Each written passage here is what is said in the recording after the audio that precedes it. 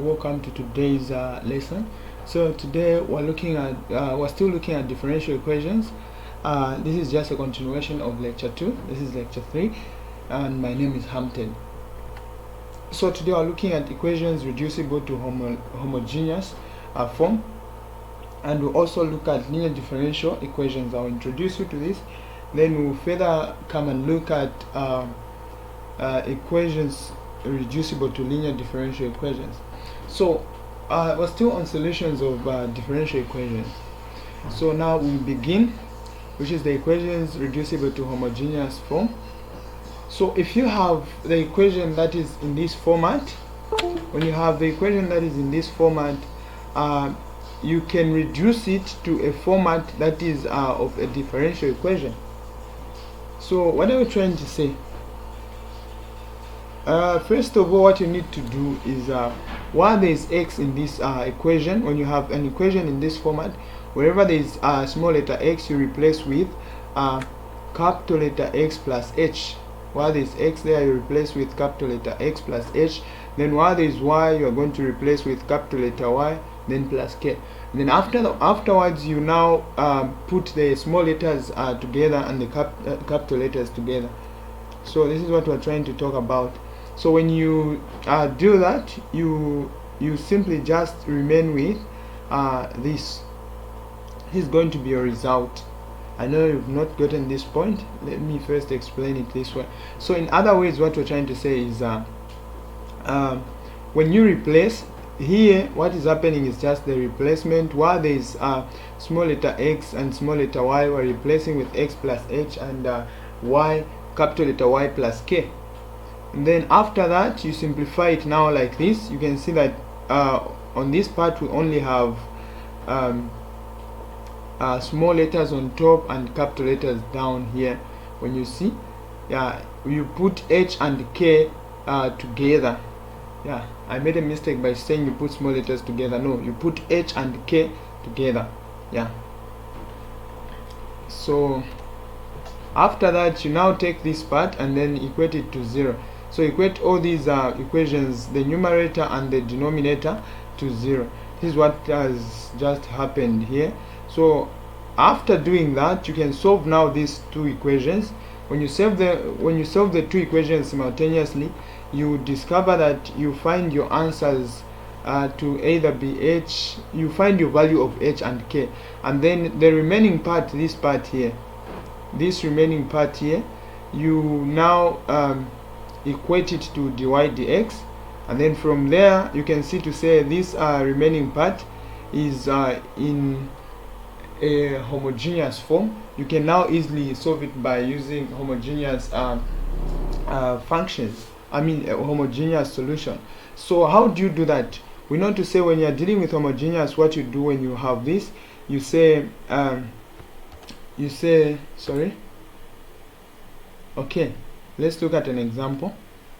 We know to say you have now to introduce the v. You say y is equal to vx, and then while there is y, you put vx. While there is y, you put vx, and then you use separation of variables to integrate the solution. So let's look at this example. So the example says solve dy dx is equal to that. So when you look at this, this is not in a homogeneous form. So we need to change it to homogeneous form. How do we do that? Remember what we said. You say let small letter x be equal to capital letter X plus h, and small letter y be equal to capital letter Y plus h. So put this in mind, don't forget. And then apart from that, you now replace them in this expression. While the small letter x, you put that. While the small letter y, you put that. So having done that, you can now simplify them and then put the h and k together with a constant. So you can see what has happened here. After simplifying them, you put them together. So now after putting them together, you equate these two expressions, the denominator and the numerator, to 0. So once you equate them to 0, you solve the two equations simultaneously. And then, so here what has happened, as you can see here, we have these two equations being equated to 0. Then when you solve these two equations simultaneously, we will find to say k and h are all just equal to 1. So after finding h and k, you now move on, you go further by equating this dy dx to just this part here, the one which contains the capital letter X and capital letter Y. So once you equate them, you now use separation of variable, because we know to say this one is now in a homogeneous form. So it's now easier for us to solve it using the homogeneous method. So how do we do that now? We introduce now the issue of y is equal to vx. Where there is y, we put vx. So this is what I'm trying to say. While there is y, you put vx, and then when you differentiate this equation here, this expression, you using implicit differentiation, this side you use product rule, you are going to have dy dx being equal to this. So having done that, you can now you can now do the replacement. So after replacing there, this is what you are going to have. You can see to say all the x's there will cancel. After replacing where there is y, you put vx, all the x's there will cancel. You remain with this. So when you remain with this part, you can now solve this using what we call separation of variables. But before you do that, there is a v this side, which has to be taken to the other side of the equal sign. When you take it to the other side of the equal sign, then you simplify the expression. So this is what I'm talking about here. You take this to the other side of the equal sign, and then you know to say this v is just over 1, and then make express this expression now to a single fraction. When you express this as a single fraction, you have something like that. Yeah, this is what you are going to have when you express it as a single fraction. And then having done that, don't forget to say this side we still have x dv dx. So this side we have x dv dx. So after doing that, you can now separate the variables. You put the ones with x together, the ones with y, the ones with v together. Yeah, so you put dv with this part, since it contains v, then you put dx with x, then you integrate both sides. So this is what I'm talking about. You put dv with this and then dx with that, then integrate both sides. Yeah, so this part, for you to integrate it properly, you can use a partial fraction. Yeah, integration by partial fraction, since we know to say the denominator there is a difference of two squares, meaning it can be expressed as a partial fraction. So you express it as a partial fraction, and then you get something like this. So after getting this, you can now easily integrate this. So when you integrate this part, you also integrate this part, you also integrate this part, you're going to get this as your answer. So here you can also use ln, there's no problem. So you can use log or ln, it will still give you the same answer. So after integration, this is what you're going to have, and you are not supposed to forget to add the constant c. Of course, even since everything here contains the log, you also put the log on the constant. So after doing that, you can now just use the rules of logarithms to simplify the expression. So how can you simplify the expression? This is what you do. So we know to say when you're adding two logarithms here, you multiply the functions, this and that. So you multiply x times c, and then here, since we're subtracting, we're going to divide this, divide by that. But before you divide, you have to raise this. You make this as powers this side. This can also go on top there as a power. So this is what I'm trying to talk about. It can be simplified to this format. So after simplifying this, if you want, you can say this log and that log goes, there's no problem. But the best way to solve this, yeah, actually that's what I even did here. You just say that log and that log goes, so you're going to remain with that. And then you simplify that further by recalling that at one point we said y is equal to vx. So meaning while there is v in this expression, we're going to make v the subject here. Then while there is v, we're going to put y over x. So while there is v, we're going to put y over x, meaning we're going to put y over x there. We'll also put y over x while there is v. So after simplifying this, but remember also that in the normal equation, the first equation that we were given, we never had these capital letters, we had small letters. Where did these capital letters come from? Remember we said y is equal to the small letter y. Let me just do this. Remember we said small letter y was just equal to capital letter Y, and then plus k, and then we said sorry, this is supposed to be small letter x. Small letter x was also equal to capital letter X plus h. So here now what you do is that you make capital letter Y the subject of a formula, meaning you're going to have y is equal to small letter y minus k. But remember that we found this k to be 1. So instead of writing k, we'll say small letter y minus 1. Same applies to this second part. You make capital letter X as the subject, meaning you're going to have capital letter X is equal to small letter x minus 1. We found our h to be 1 as well, so we put 1 there. And then after doing that, we now replace this. Where there's capital letter x, we put x minus 1 on this part. Where there's capital letter y, we put y minus 1, small letter y minus 1, and then we simplify the expression. So after simplifying the expression, we're going to get this. Then recall that this is what I was explaining, and then from there you can now write your final expression to be in this way. So your final answer is just this.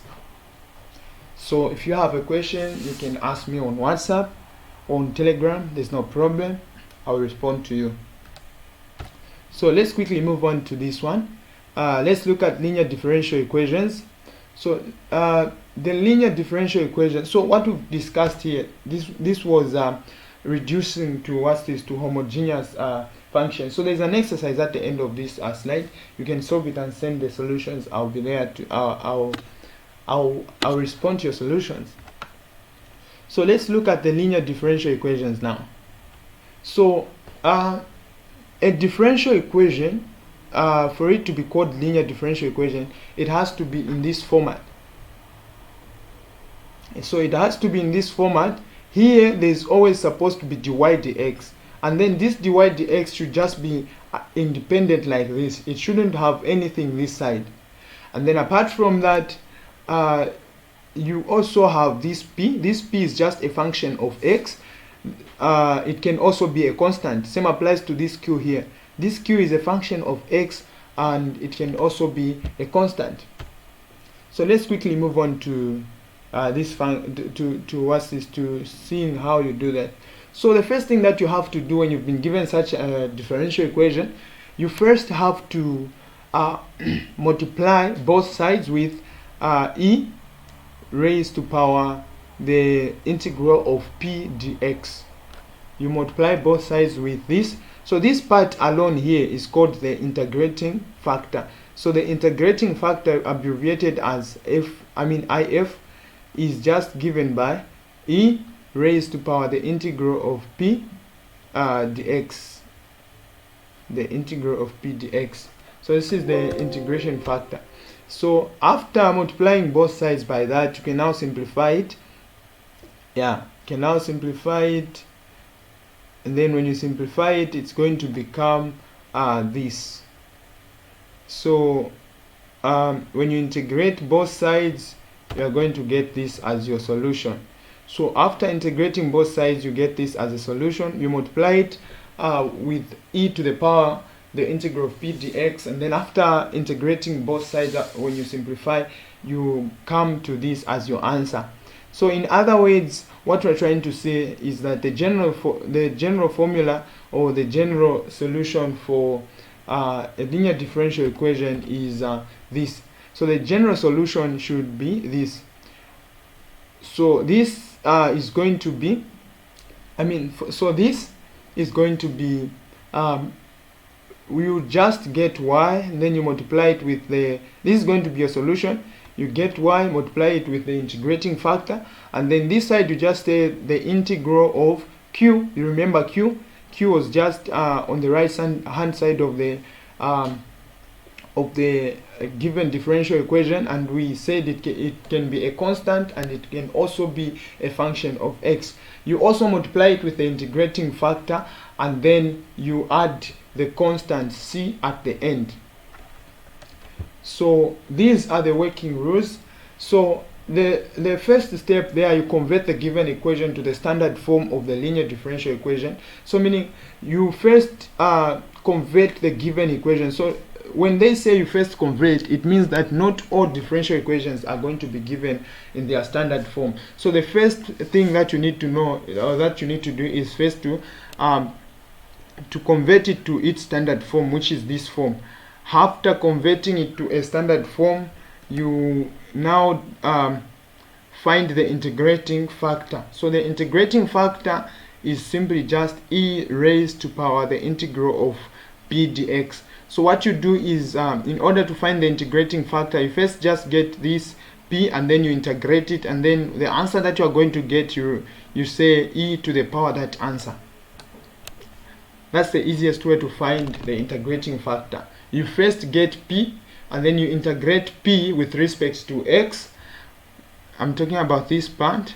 You get p, you integrate it with respect to x, and then to now write your integrating factor, just come and write if is equal to, and then you say e raised to power the answer that you found after integrating p with respect to x.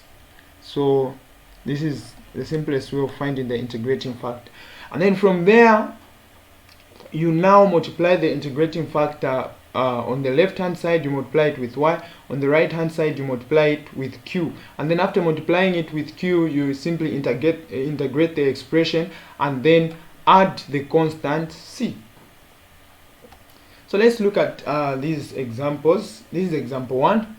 So this example here says x plus 1 dy dx minus y is equal to e to the power x plus x plus 1 raised to power 2. So when you remember what we said, the first step, you simply have to convert it to its standard form. So when you convert it to its standard form, it's going to look like this. How did this happen? It's just by dividing by x plus 1. You divide everything by x plus 1, x plus 1. Why are we dividing by x plus 1? It's because we want to leave this differential coefficient independent. It should be independent. It's not supposed to have anything this side. Right. So after dividing everything by that, we can now find the integrating factor. How do you find the integrating factor? You simply just get the coefficient of y. The one is the one that we are calling p. So you simply get p, and then you integrate p. When you integrate p with respect to x, and then the answer that you are going to get, you just come and say e raised to power the answer, and then this you call it as your integrating factor. So this is what we're trying to talk about here. You find the integrating factor by identifying your p, and then you integrate your p. When you integrate your p, then you raise it. You raise e to the power that answer you found. Then when you simplify this negative 1 here can go on top like that. Then when you have the negative 1 there, you can see to say this log and that e will disappear. They will cancel each other. So in other words, you just remain with 1 over x plus 1 as your if, which is the integrating factor. So after finding the integrating factor, you now multiply the integrating factor with y on the left, and then on the right you multiply it with q in order to and then after multiplying it by q, you do what's this? You integrate. So this is what I'm trying to say. You can see our integrating factor here is this one. You multiply it with y on the left, and then on the right, our q, remember, is just anything that is found this side. It's also supposed to be a function of x. So you multiply this q here, you multiply your q there with the integrating factor here. So after multiplying that, you can now do the integration here. So after doing this, the integration, so here when you look at this part, you can see that this and that will cancel, meaning you just remain with the integral of e, meaning you just remain with this part. And then the integral of e is simply just e to the power x. The integral of e to the power x will just remain the same, it doesn't change. So this is going to be our answer. When you integrate this part, you get that part, and of course don't forget to put the c. And then this is just what you find after multiplying y and the integrating factor there. So this is your answer. So these things are simple and straightforward. You don't need to struggle in answering them. Let's look at another a little bit complicated question, but very simple. So solve the differential equation sin x dy dx plus 2y is equal to tan to the power 3 and then x over 2.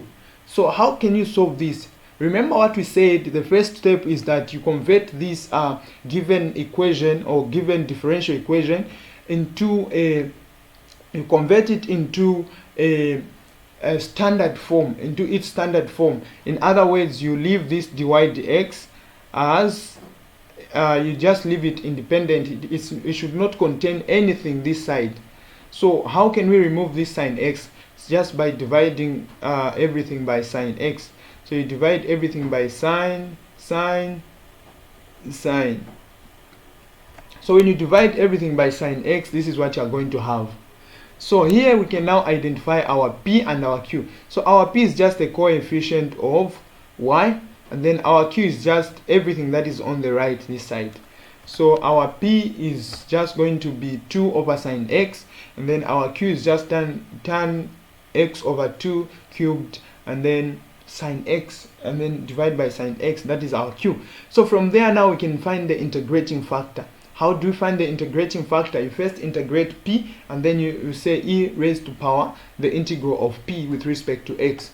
So our integrating factor has this format, and then this is our p. Where there is p, we can replace with that value of p. So we put our p there. So how can we integrate this? Simple. You say this is just the same as the integral of cosec x, which simply gives you this. Yeah, when you integrate this, you get that, and then from there you can raise this 2. You can just put this to become a power this side. So when it becomes a power there, here you just remain with log, meaning which is going to cancel with that e, and then you just remain with this as your answer, which is just this part raised to power 2. So here you're just playing around with the rules of logarithms. If you've forgotten them, you have to revisit. Then from there, you now look at the solution. The standard form for the solution is this one, where you just multiply y with the integrating factor on the left, and then on the right you multiply q with the integrating factor, and then you say the integral of everything there gives you the answer. So this is what I'm trying to talk about here. So y multiplied by the integrating factor there, you get this part, and then this is our integrating factor. You multiply it with what? With q. But I'm sure when you look at the denominator of q here, you can agree with me to say here our q was sin x, but here it's 2 sin x over 2 cos x over 2. Where have we gotten this? Remember the identities for sine. When you the half angle identities for sine, how do we find that? Or let me just show you here. This is the half angle identity for sine. This is the half angle identity for sine. So if you want to know how to come up with this, I have a video which I've made on have angle formulas, I can send it to you. You just request for it, and then from there you replace what is sine theta with this. Then after you've done all the replacements, you can now simplify this expression to this format. So now after simplifying this, you get something like that. So when you look at this, you can integrate this, but what simple method can you use to integrate this? The simplest method you can use here is t substitution, because I know to say in t substitution I'm going to find sec squared x over 2 is going to be there. And then while there is tan x over 2, I'm just going to put t. So this is what I'm trying to talk about. While there is tan x over 2, you simply just replace that with t. Then while there is half sec squared x over 2, you just put dt there. So while there is tan theta over 2, you always have to put t, and then while there is that, you have to make dt the subject, and then you replace there. So from there, if you also have sine theta in the equation, you can replace it with this. If you also have cos theta, you can replace it with that. If you also want where there is d theta, you can replace it with that, and then it becomes easier for you to integrate. So this is how it's going to be. While there is tan theta over 2, we put t. So that one was tan theta over 2 to the power 4. So when you put t there, it's going to be t to the power 4. And then while there is this, when we make d theta the subject here, you discover that you just have 2 dt as what you are going to replace on this part. And then when you multiply everything here, you get this. And then, when you multiply and integrate everything, this is the solution you are going to get, which is a simplified version. But remember that while there is t, we said t should be equal to tan theta over 2, meaning we need to replace back now. So after replacing back, that becomes your answer. So while there is t, you just put this again. So this becomes your answer now. Very simple, very simple. So all you just need to do is to know the methods, the different methods of integrating functions. Yeah. So let's quickly look at this exercise here. Yeah. So I want you to go through this exercise, solve it, and then you submit your solutions. Once you submit your solutions, I'll mark. If I see that your performance is bad, I'm going to make another video where I'm going to solve these questions. Yeah. So thank you very much for watching today's lesson. See you in the next lesson that we are going to have. Shalom, shalom.